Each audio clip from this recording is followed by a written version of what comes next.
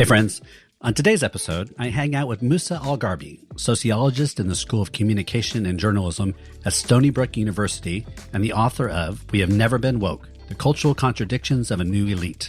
This was a great conversation, especially for those of us who work in the space of liberalism and social justice. Easily one of, if not the most formative recent reads for me. We talk politics, education, wokeness, race, and so much more. I guarantee you that you'll be challenged, entertained, and enjoy getting to know Musa. Thanks for spending time with the Amalgamation, and I hope you enjoy my conversation with Musa al-Gharbi.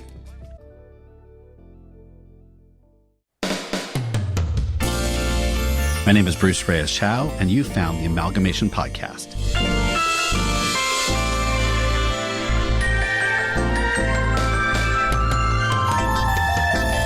Each episode, I chat with inspiring humans, activists, artists, academics, and adventurers as we joyfully and courageously co-conspire to make the world a more loving, compassionate, and just home for everyone.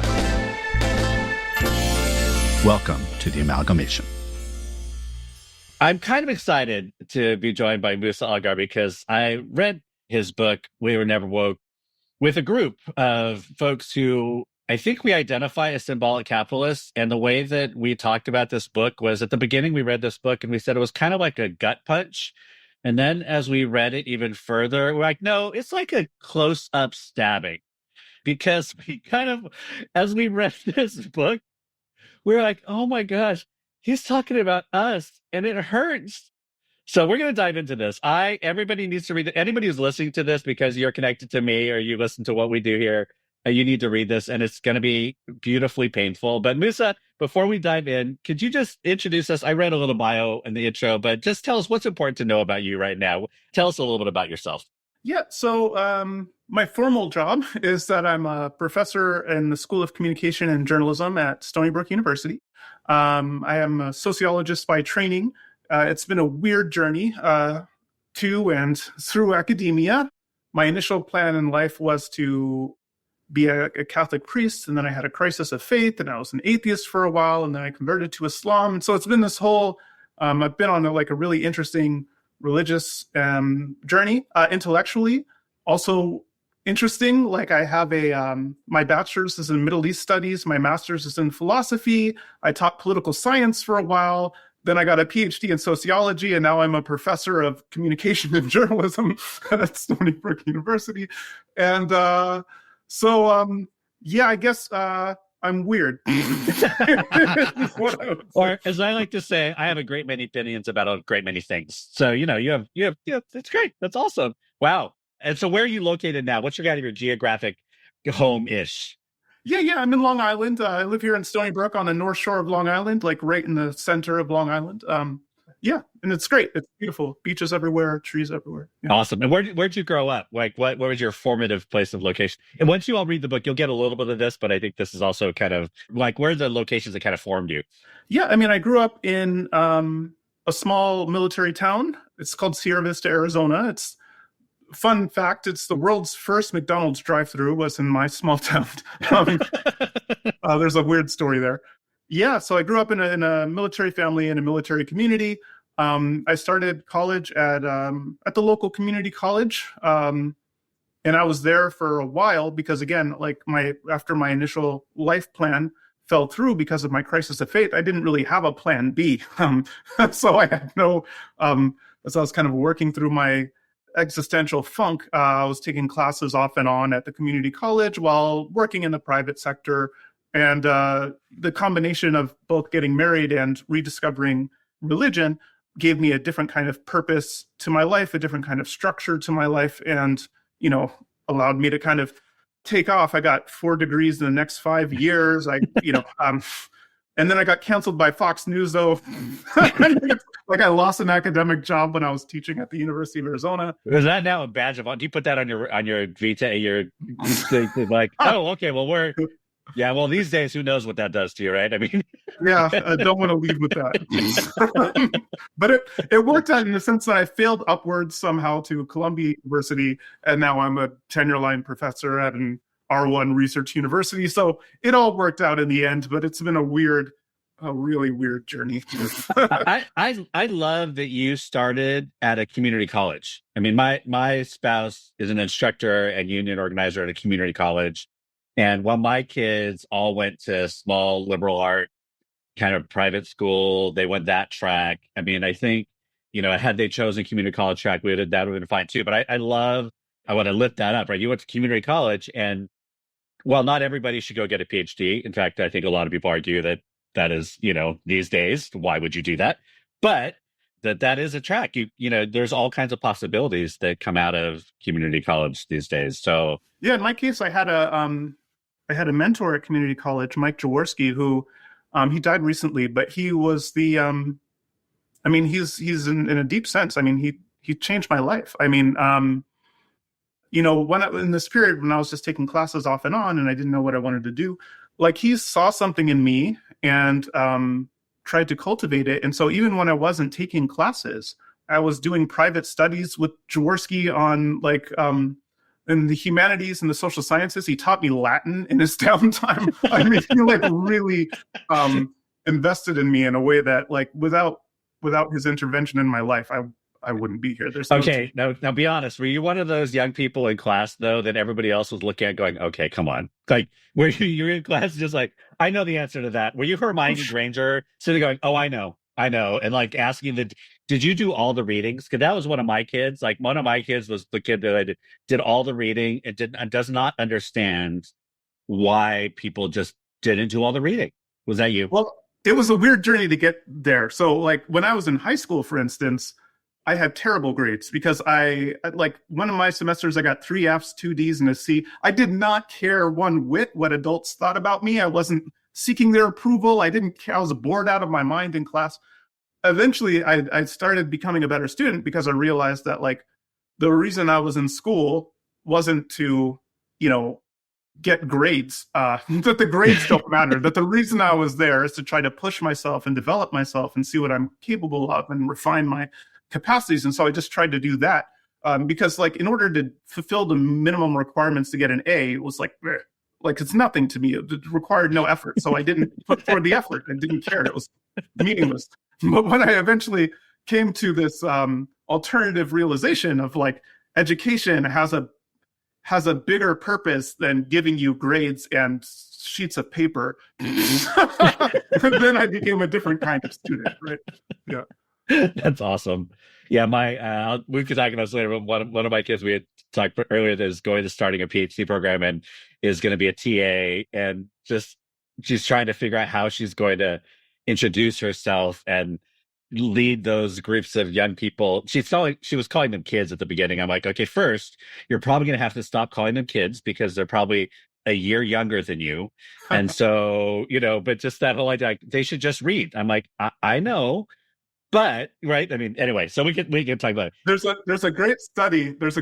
I'll just say, of so a common thing among academics is there's a sense that back in my day, people did a whole bunch of reading and so on.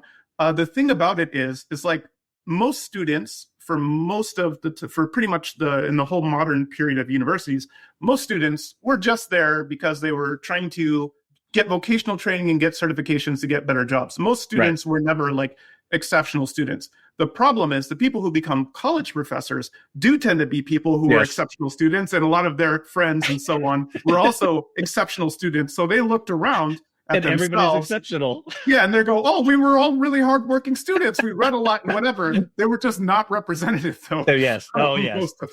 We keep trying to keep that child humble. We're like, your father did not read, so it's okay. Yeah.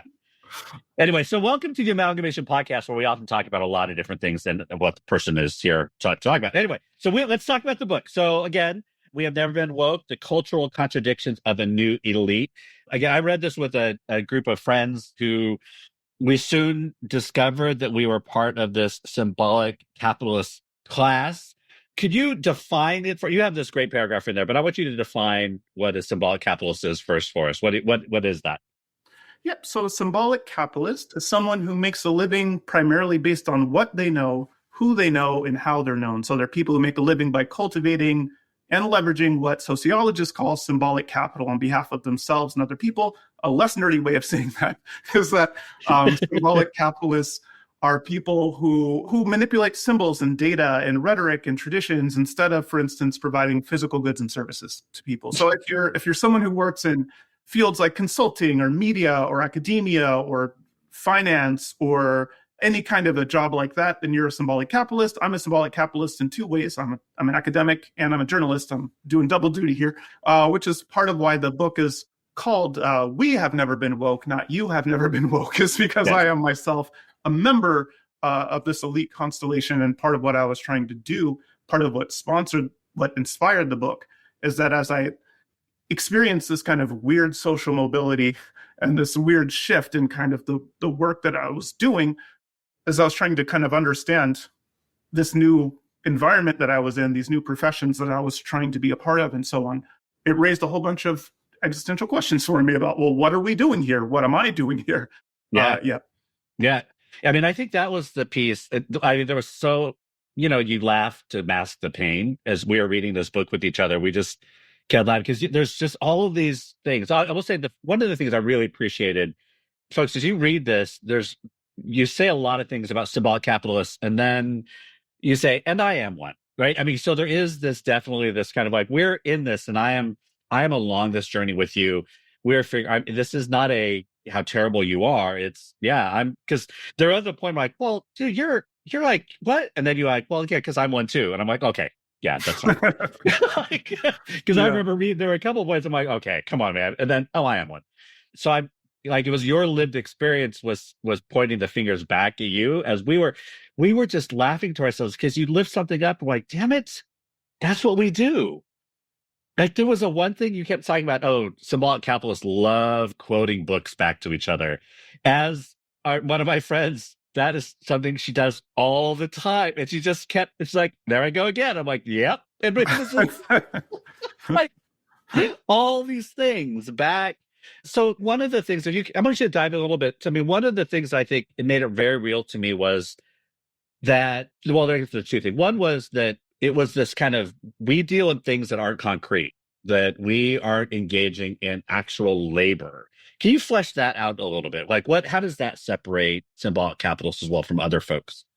Yeah, I mean, there's a few ways. So yeah, one of the arguments of the book that's really important, I think, for especially understanding the political moment we find ourselves in, is I cite a lot of data in the book and subsequently in my Substack and in my next book that's coming out too, that show when you look at some of the fundamental schisms in society today, a lot of the ways that we talk about cultural divides in America, the urban-rural divide, the diploma divide, the growing gender divide in politics and so on, what I show is that you can actually explain all of these different divides by looking at one more fundamental schism, which is like, what is the type of work you do? One of the things that you see looking at a whole bunch of data is that the people who work in the symbolic professions have been aligning increasingly with the Democratic Party. People who provide physical goods and services to people have been aligning increasingly with the Republicans. And this is really unusual for a bunch of reasons. So for instance, on the symbolic capitalist side of the equation, according to one of the things that's really interesting is that within most of the symbolic professions, you have this big divide within them. So like in academia, for instance, you have tenure line professors and you have adjuncts. The tenure line professors get really high pay, a lot of prestige, a lot of autonomy, all of this kind of stuff. The adjuncts have have much more precarious labor conditions. They get paid a lot less. They have a lot less prestige. You see the same kind of divide in most of the symbolic professions, where you have one group that has a lot of pay, a lot of autonomy, a lot of prestige, another group that still gets paid more than most workers in America. And this is a thing that they lose sight of sometimes, because when they look at the really wealthy people, they go, oh, we're poor, but right. They don't fully understand how most other people live. Yeah. But setting that aside, but they get a lot less pay and autonomy and so on. And so according to traditional class analysis, what you might expect is that the really wealthy and the more precarious and less wealthy people might have different lifestyles and different values and different political alignments. That's not what you see. What you see is that they actually have very similar lifestyles, very similar political and moral views. Maybe if you look at the primary elections the more affluent ones might like someone like Pete Buttigieg more, while the less affluent ones like Bernie Sanders more, but they both vote for Kamala Harris in the end. Right. And then what's interesting is on the other side of the ledger, you see the same kind of a thing. So the bosses in traditional capitalist industries where they're producing physical goods and services, they've long voted Republican for reasons for tax breaks, for deregulation, for things like this. But the workers traditionally didn't. There was a divide between the bosses and the workers. Today, that divide is getting smaller and smaller. Increasingly, the workers who are in non-symbolic fields have been migrating to the Republican Party as well, across racial and ethnic lines, whether you're talking about Black people, Hispanic people, white people, whether you're talking about Christians, Muslims, Jews, it doesn't matter. They've been migrating towards the Republican Party. And it's really unusual to have the bosses and the workers increasingly aligning in the same coalition because they do actually have divergent interests. Like around issues like worker pay, the bosses have one set of interests, the workers have a very different set of interests in terms of, right? And so it's really unusual. And so we see these kinds of remappings of the cultural and political sphere that seem that the big divide isn't like class in the traditional sense, and it's not actually, and it cuts across things like ethnicity and religion and so on. The biggest divide that you can see that actually explains many of the other fault lines that you observe is like, what kind of work do you do? What kind of profession are you associated with? And that gives you a lot of mileage on understanding almost all of the other divides in the country. Well, yeah, I mean, it is, again, as we dive into all of this, it makes it's a different lens as I've been. So I do a lot of speak. Like, again, everything you talked about is what I do. Like I go out, I speak to my people, I make my living consulting, going to conferences, taking what's happening in culture and religion and theology and putting it and then talking to people and making a living on it. And then so now this lens of what am I doing and what does it mean? And then how does it, because I think there was a line as I was kind of re-going over this past week, there was a line that talked about, it's not that it's not that we don't believe these things, but it's more like, does it make a difference or does it matter? I mean, and so it's like, I don't question my belief, but like, what difference does it make? Like, how is it actually making a difference? Am I actually doing something about it? I mean, what do you say to somebody like, I'm like, okay, so it's not that I don't believe it, but now, like, so what am I supposed to do with all this? And again, your book doesn't answer this. Spoiler alert, the end of this book is very clear. It is not a book that says at the end of this, here's the 10 things that you can now do to solve this for you. So if you're looking for that kind of book, this ain't it. But how do I hold just this understanding of what symbolic capitalism is as I'm doing this now? Yeah, in a way, the big puzzle that the book is trying to answer in the first place is that one of the ways in which symbolic capitalists are unusual compared to other Americans is that we tend to be much more culturally progressive. We're much more likely to self-identify as liberal. If you look at who in America is most likely to self-identify as like a feminist, as an environmentalist, as an ally to LGBTQ people, as an anti-racist, and so on, it's us.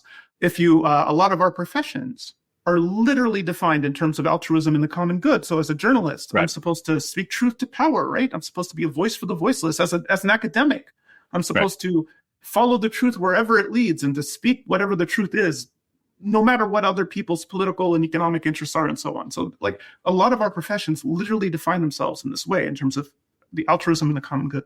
And so what you might expect is that as people like us gain more power and influence over society, you'd expect to see like inequality shrinking and these long-standing social problems getting fixed. You'd expect to see growing trust in institutions because we're doing all this good work and so on.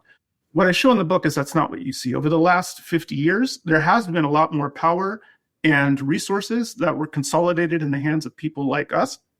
But what we've seen is growing inequalities, growing institutional dysfunction, growing mistrust, growing polarization, and so on. And so what the core puzzle of the book is trying to answer or wrestle with is like, well, why is that? What's going on here? Why do we see this kind of... And one of the kind of the kind of knee-jerk response, or the kind of assumption that a lot of people make is like, oh, well, it must be that, you know, the people who work in these professions are just cynical or they're insincere. They talk this big game about social justice, but all they, you know, and what I argue in the book is that that's not that doesn't seem to be what's going on here. Instead, the big tension that seems to define our profession is that we have this sincere set of commitments to social justice that often informed why we entered these professions in the first place. Those are sincere. We passionately believe those. When people were crying after George Floyd was murdered, for instance, that was a performance, but it wasn't just a performance. They were actually sad. Like, they were genuinely sad, right? The issue is that this set of social justice commitments that we have is not our only set of sincere commitments. We're also sincerely committed to being elites, which is to say, we think that our voice and our perspective should count more than the people checking us out at the grocery store. We think it's natural and appropriate that we should have a bigger say in society than people pumping gas for us. In New Jersey, you have to have people pump your gas. You're not allowed to. I know. And Oregon, too, I think. Yeah. We think that we should have a higher standard of living than the people who deliver packages to us. We should get paid more. We should have a higher standard of living than most other people. We think that's natural and appropriate. And we want our kids to reproduce our own social position or to do even better than us. That set of commitments is also very sincere. Right. And the problem is we have these two sets of commitments then, the desire to be an elite, the desire to be an egalitarian. We believe both of those things passionately. We support both of those goals passionately, but they're in a fundamental tension with each other. You can't actually be an egalitarian social climber. It's a contradiction in terms, right? What would that even mean? And so the core tension that's defined these professions from the outset is that we want these two sets of things that are not actually easily compatible with each other. Right. And so what I argue in the book is that when these two drives come into conflict, and they often do, how it ends up getting resolved in many cases is that we end up trying to pursue these social justice goals, mostly in ways that don't cost anything for us, risk anything for us, require us to change anything about our own lives, about our own institutions, about our own lifestyles. Mostly, we try to point the finger at other people, blame other people, take things from other people, or we pursue these symbolic gestures. So instead of actually reallocating resources and opportunity, we engage in this symbolic gestures to try to improve representation and dignity and things like this. The problem, and this to us seems very meaningful because our whole lives and our whole livelihoods are premised on symbols. So we take symbols very seriously. So a lot of these symbolic gestures actually do seem to us to be very meaningful and important. There seems to be a lot at stake in these symbolic struggles. This is one way in which we differ from most other Americans. Most other Americans, they're more concerned about kitchen table, bread and butter issues. They actually don't agree that there's a lot at stake and a lot of these things, their lives are not improved in their own estimation. If you ask, there's polls, you ask Black people, is your life better because of the racial reckoning that's happened over the last 5 years? They say overwhelmingly no. And the less advantaged they are, the less education, the less wealthy they are, and so on, the more likely they are to disagree that their lives have improved in any way as a result of the racial reckoning. And so this is a problem. This is one problem, is that we have these two sets of commitments. They're in a fundamental tension. And the way we resolve that tension is to pursue these social justice goals in ways that don't actually help the marginalized and the disadvantaged in the way that marginalized and disadvantaged people want to be helped. Right. We help them in ways that are convenient for us and satisfying for us. Right. I'm telling you all, when you read this book, when I started out saying this is it's a gut punch and a close-up stabbing, because I think you and we could justify this, right? Like, well, I'm not social climbing as much as other people are. Like, like that whole adjunct faculty versus tenured faculty. I'm like, well, but I'm not like them. Yeah. Like, but so I mean, there's so much on that. You call out this, delivery services, all the things that whole thing that happened during pandemic. You got into the fitness thing, which the group that I was we were reading, we bonded because that's a fitness group that we did. We just were like, oh my God, we're like, no, we're like these, we're all like progressive religious consultant types, and we happen to bond over this fitness thing, and we're like, no. But anyway, so I want to touch on one particular thing. You navigate this whole topic of just because you're part of, and I'll make sure I describe this right, just because you're part of a marginalized group, we think and again, I'll let you describe this more about, because I'm sure I get this wrong.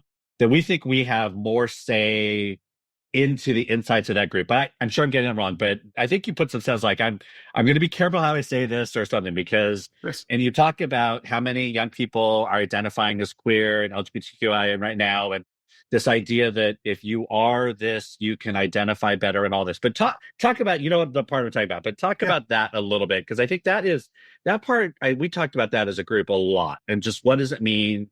Yeah, talk about that part. Yeah, so there's this kind of widespread belief in a lot of the symbolic professions that people who are associated with some historically marginalized or disadvantaged group. So if you're,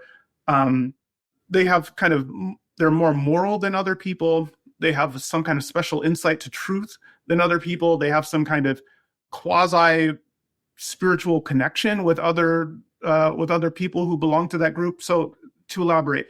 So, for instance, African Americans, if you're a Black person in the media or something like this, it's widely assumed that Black scholars or Black journalists are more likely to speak honestly about racial justice issues, that they have special insight that white people don't have to race in America, that they're more, that if you put them in leadership roles, they're going to behave more ethically than the whites, than exploitative, blind white people, and so on.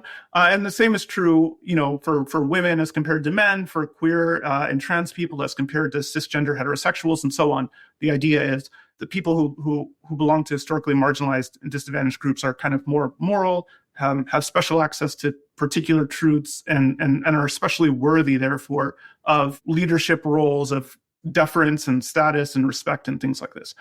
This is a widespread assumption in a lot of the symbolic professions, and there are a few problems with it. So many attribute these attitudes to people like Patricia Hill Collins. She wrote this book called Black Feminist Thought. She, along with Kimberly Crenshaw, are widely attributed with popularizing ideas like intersectionality and so on. One of the things that's interesting, though, if you read Black Feminist Thought, for instance, she says things like, now you might think, based on some of these arguments I've been making about how there's these like blind spots of men with respect to women's experiences, or blind spots of whites with respect to non-white people's experiences, based on me pointing these things out, you might think, therefore, that Black people and women have special insight into society, or that they're more moral. You might think that, but you're wrong, she says. In fact, what you should understand is that people are people. We all have partial and situated knowledge. So it's not the case that Black people have have some kind of objective universal insight over society, and white people only have partial and limited. It's like, no, Black people also have a partial and limited view of society. It's just that they see a different slice of society. And so what you need to do is you need to put the dominant perspectives and the subaltern perspectives into conversation with each other. And that's how you get something like a reliable, complete picture of society. What you wouldn't do is just eliminate the white perspective and then lift up the Black perspective, and then you get objective truth. She stresses that explicitly. But that's not but in a lot of our professions, though, what you do get is something that people like Hill Collins explicitly argued against, which is like this idea that non-white people, that women, that queer people, and so on, are especially moral or especially honest, have unique access to truth, and so on. And one problem with this, though, and probably the biggest problem with it, is that a lot of the folks who, in elite spaces, who self-identify with these groups, they're just demonstrably unrepresentative of most other people who belong to that same group. And they're often not aware of how unrepresentative they are. So an example that I spend a lot of time in the book talking about is if you look at Black people. If you look at Black people who write for outlets like the New York Times, or who teach at Harvard or whatever, if you look at Black professors, Black journalists as a whole, not even super elite ones, one thing that you see that's very clear is that the ethnic composition of Black cultural elites is very different than Black America as a whole. Namely, Black culture, if you're a Black journalist, a Black professor, and so on, you're especially likely to be of recent Afro-Caribbean background, or to be of recent African immigrant background, like you're someone who yourself or your parents came from Kenya or Nigeria recently, or you're someone like me who's half white. This is the overwhelming majority, as I show in the book with a lot of data. If you look at elite school, African American admissions, and so on. Now, this matters because people who are of recent immigrant origin, Black people who are of recent immigrant origin, or who are mixed, who have a white parent, there's just a ton of research that shows they have radically different life experiences. They have radically different risk exposures. They have radically different social networks. They just don't have an experience that is reflective of most Black people in the country. At no point in their life have they lived a life that is representative of the typical African American in America. But they often are not aware of how unrepresentative they are, of how unrepresentative their life experiences and social networks are, and also on political and moral issues. They often have views that are just far out of line with how most other Black people think about society. So, for instance, in a lot of elite places, if you look at academia, if you look at the media, many of the prominent Black voices on issues like criminal justice reform were advocating for abolishing the police, full decarceration, things like this. These are movements which are justifiable. You can make arguments for them, but the reality is that's not where most Black people in America are.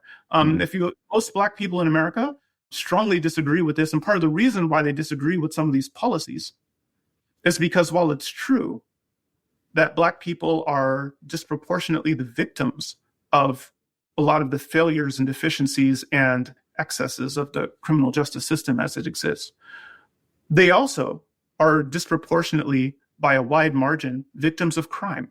They have real concerns about public safety and public order that are already not being met, and they have very different risk exposures. So, for instance, for me, a lot of my peers and so on, as it relates to things like property crime, we often think, well, property crime, is that really a thing you really need to ruin someone's life over, have them engage in this kind of risky altercation with police over stuff? You can just replace stuff. But if someone is killed in their interaction with police, they can't just, this is a view that a lot of us have. And it's in part because so for instance, if my bike got stolen, that would be unfortunate. It's a good bike. Right. I use it to get around sometimes, often to get to work and so on. And so if my bike was stolen, that would be unfortunate. But I could just buy a new bike. And also, in the meantime, I have a car. So I can just drive to places that I would have otherwise biked to.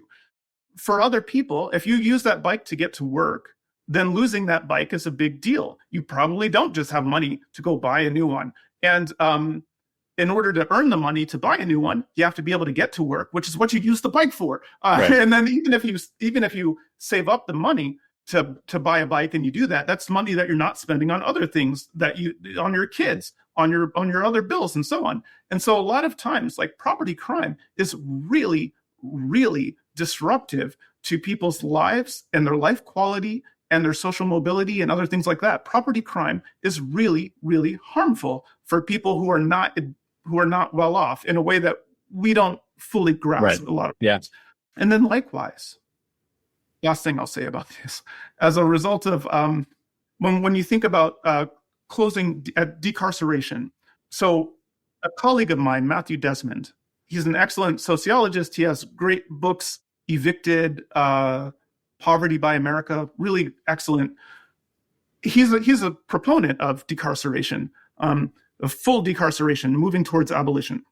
He supports it. But one of the things he stressed in a study that he did called Beyond the Easiest Cases is that oftentimes people who are arguing for abolition, they're failing to recognize some important facts that people who are skeptical of abolition do recognize, and they're failing to speak to other people's actual concerns. So, for instance, among academics and journalists, there's this widespread assumption that America's prisons are just full of nonviolent drug offenders, of people who didn't, or people who committed petty offenses, nonviolent, non-threatening offenses, and so on, and that these are the huge share of the people in America's prisons. That's not true. So there's this prison policy initiative. They release this study every year called, I forget what it's called, but basically what they do is they look at every single person in the federal, state, and local jails, juvenile and adult, and what they're there for. And what you can see when you look at the data is that the overwhelming majority of people who are in jail in the United States are there for violent crimes. They committed rapes, they committed murders, they committed assaults, things like this. And even the people who are there for drug offenses are not usually like, oh, they were caught with a dime bag for recreational use, but they were trafficking drugs and things like this in a way that hollow out and ravage communities, especially less affluent communities. And so for a lot of non-white people and less affluent people, when they hear decarceration, what they assume, and what would actually be the case, what that would actually in practice entail, is taking a bunch of people who are violent offenders and putting them back into the community. It would entail that. That's what it would mean. That's what it would require. And to the extent that people who are advocates for abolition only want to talk about nonviolent drug offenders and don't want to talk about the rapists and the murderers and don't really have anything meaningful to talk about there, then they're not speaking to people's actual concerns. But for people who are less affluent, what they perceive and what they're actually right about is it's not just that people who commit violent crimes would be released, but they would be released specifically into their communities. So when people are going to be coming out of prison, they're not going to the Upper West Side of Manhattan, where I lived while I was attending Columbia University, right? They're not going to the Hamptons. They're going to be going to communities that are disproportionately, that are less affluent and that are less white. That's where they're going to be going. And it's those communities that are going to have to deal with any of the challenges that come with these decarcerated individuals being reintegrated into society. And a lot of these communities, again, already have deep concerns about public safety and public order that aren't being met. So this is a big concern for them. And again, to the extent that people who support abolition don't speak to those concerns and don't really have a good game plan to address the very real problems that a lot of these communities are facing. This is one of the reasons why you see this big gap between people like us who often support decarceration and a lot of the people we say we're trying to help who are like, hold on there. Because we have these like very different risk exposures and life experiences. You know? I mean, that's a great example, right? The symbolic nature of decarceration and abolition and what does it really mean? Like we believe in it. Like it's not like I would love to see a world without prisons. Yeah. Right. And then what does it actually mean? I mean, that's right. That's right there. Again, you all gut punch. Remind me the name of the book again. Beyond the Easy Answers. What was that one? So that's a study. It's called Beyond the Easiest Cases. Beyond the Easiest, a study. And it's available non-paywalled, so anyone can track it down. Yeah. Okay, great. That's awesome. We'll make sure we put that link in the show notes. Awesome. All right. This is, again, you all are going to make sure you pick up this book. We're going to move on to a couple last things there. Again, it's We Have Never Been Woke. It's We Have Never Been Woke because Musa includes himself in this. The Cultural Contradictions of a New Elite. So this it's a dense book.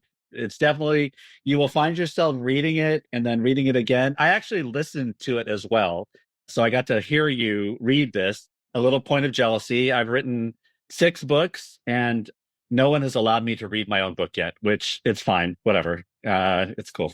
I was really nervous about it. How did it, what was your experience of the audio? I've never done anything like that before. I auditioned for 2 and I was not chosen for either of my own books. I don't understand. It's fine. Whatever. It's cool. I'm actually interviewing the person who has read my books. They've chosen the same person to read my books. It's kind of funny. Anyway, but it's actually fun listening to you read it because you do your own words justice. So we'll should make sure we get that. We're going to move on to a couple more things that we usually do with all the guests. So we're going to move on to the nerdy and the niche. So this is where I ask everybody to share something interesting about yourself. Could be that nerdy thing in your life, a niche thing that you do, something that folks maybe wouldn't expect from you, from what we know about you. What's the nerdy or niche thing that we need to know about Musa? Let's see. Before I was a fancy nerd, I was in a rock band for a while. Wow. It was a rock band that was like really unusual. So we started as kind of a comedy rock band, and our first one of our biggest songs was about how people stole feathers from birds, and the birds were getting angry and they were coming out after us. And so during the refrain, I would yell, "Where have the feathers gone?" And the crowd would yell back, "Nobody knows." It was a big and then we and then we became a Christian rock band for a little while, and then we became a kind of more conventional rock band for a little while. That Christian rock band phase, I'm sure that was great. What did you play? I was the lead vocalist, and I also played, after the keyboardist left, I took over keyboard and I did djembe, which is a hand drum. Yeah, I wish you would have said tambourine, but that's okay. You know, that's awesome. That's awesome. All right, so what are you reading? What are you watching? What are you listening to these days? Let's see. So I'm doing the research for my second book. It's going to be called Those People. It's coming out with Princeton University Press, and so I'm working through a backlog of books that are on the topic of my second book that I haven't had a chance to read yet, and some of them have been pretty great. Right now, I'm working through Alienated America by Tim Carney, which is about the kind of people who have been who feel left behind in the knowledge economy, who feel like it hasn't served them well, that their communities are falling behind, and so on. It's a very, it was written in 2016, like shortly after the 2016 election. So it's a few years, almost a decade old now, but it's a great book. I'd recommend it. It's still very relevant for, and some really great insights. And then I read a book recently by two political scientists, one named John Shields, one Steph Moravchik, and it's called Trump's Democrats. And in that book, what they wanted to do was there were all of these districts that have only voted for Democrats for literally decades, like 40 years, never a Republican who has won those districts, and Trump won them. And in 2020. And so what they were, in 2016. And so what they're trying to do in this book is understand, well, what's going on there? Why was he able to flip those places that Republicans have never been able to flip before? Why did Democrats lose those places that they've controlled for decades? And they do this in two ways. They answer that, they get at that question both through living in a lot of these communities for a long period of time and getting to know people and talking to people. And there's this kind of ethnographic component, and then there's a kind of big data, nerdy political science component, and they get married in this really cool way. It's a really, really, really insightful book that, for instance, for me, clarified a lot of things about why voters don't seem to care so much about what people like myself would understand to be Trump's clear corruption. Like, why doesn't that bother a lot of Trump voters? They actually have a really insightful set of answers to that question. It's a great book. Last one I'll recommend, actually. Yeah. Now stop selling other people's books. Hey, it's fine. You're talking to a bunch of symbolic capitalists. They're all going to get them, so it's fine. And then there's this book by Elizabeth Currid-Halkett. It's called The Overlooked Americans. One of her mentors was this guy, Richard Florida, who wrote this book called Rise of the Creative Class. Yeah. Oh, yeah. And so it's this Rise of the Creative Class was this big study of knowledge economy hubs and with like tons and tons of data tables, and it's just really great. Yeah. So what Currid-Halkett does in The Overlooked Americans is she does the same kind of deep dive, but for rural communities. Okay. And so it's like this real amazing repository of information about rural America, and it's also paired again with like this deep set of conversations and interviews and relationships that she built that give it a more ethnographic touch. So she also marries this kind of big data with in a way that's really great, and that challenges a lot of assumptions that people have about rural America, small towns, and so on. So it's another really great book. Fun fact, I started a church about 1 million years ago, and I used Richard Florida's stuff to help me. It was in San Francisco. So I used his stuff as I was doing kind of all my things to set up to start this congregation in San Francisco. Yeah, brilliant stuff. He's great. He's brilliant. I bought all of his books. I'm sure about everything. All right. So what are you watching? Do you watch TV? Tell me you binge watch Brain Candy. Tell me you watch Love Island or something. I mean, what do you do? There's got to be something. Well, I don't too often. Mostly on my downtime, I like to hang out with my kids. So we go to the beach. Oh. Like Long Island is full of beaches and diners. So every weekend we pick a different diner. We try to pick a different beach. We go hunting for crabs. We go swimming. This is mostly my. I don't think I've ever been to Long Island. I go to New York a couple times a year, but I don't think I've ever been to Long Island. Yeah, it's great. Once you get to about the middle of Long Island or so, it's a very different vibe than like New York City. Yeah. Huh. Okay. What do you listen to? What kind of music? What kind of music do you? Are you still into Christian rock? Very eclectic musical taste. I guess I like prog rock a lot. So bands like the Mars Volta, where you don't, instead of the usual verse refrain kind of, you have a much more kind of interesting, like the Mars Volta for a while anyway, they were doing like these rock operas that were like half in English, half in Spanish. They're great. And then, of course, great. Now I'm stereotyping myself. Anyway, I like a lot of hip hop too. Okay, good. Phew. I was like, that first one could have gone into the nerdy and niche section because I was like, I have no idea what you're talking about. But now we're moving to hip hop, which is very much more in my wheelhouse. Okay. Phew, okay. That's awesome. That's great. Well, okay. How old are your kids? My son is 14. He's just starting high school this year. And my daughter is going to be 11 in a few months. She's just starting middle school this year. So have they done K-pop Demon Hunters? Not yet. No, okay. But I think that's in my future. My daughter is, because her cousins and so on, big fans of the movies, and she's, so I'm sure I'm going to make my way down there. It's charming. It's charming. It's charming. All right. Well, I have so appreciated hanging out with you after reading this. And again, it has been a lens that has probably, of the books that I've read over the last year or so, has probably had the most impact over my actual work and what I do in life. So I appreciate what you're putting out in the world. How can people best connect with you, keep up with you? What are the best ways folks can do that? Yeah, I'm on most of the socials. An easy way to find my so I have a website, musaalgharbi.com. In the footer of that, I have links to all my social media things. And then I'm also on Substack. So my Substack is called Symbolic Capitalism. It continues to explore some of the themes from the book, to extending it to cases that are not in the book. So if you want to keep the conversation going or kind of see how my thought is developing for my second book, that's a good place to. Awesome. Do you do both free and paid? Oh, everything's free. Yeah, nothing is. No People can people can subscribe, and some do just to support the work. But the only difference between free and paid is that the paid subscribers can comment on posts. The free subscribers. I am always, as one who is completely itinerant and relies on all that, I'm like, y'all pay for people's work. I'm just like, anyway. So everybody, pick up this book, either audio or is it in paperback yet? It's coming out in paperback October 8th. Okay, so not yet, but get the hardback now. Go to Bookshop or wherever you get your books. Again, Musa al-Gharbi, We Have Never Been Woke, The Cultural Contradictions of a New Elite. Again, thank you for hanging out with me today. It's been so good to have you here. It's been a pleasure. Thank you so much for having me. Right. All right, you all. Thank you for listening to the Amalgamation Podcast. Do your thing. All the places where you listen to podcasts, rate, review. You know what to do. You guys listen to podcasts enough, and I will see you next time on the Amalgamation. This podcast was hosted by Bruce Reyes-Chow, produced by Emmy Hicks, edited by Desiree McFarland, with music by Marissa Magdal-Laron, and inspired by ancestors past and generations to come.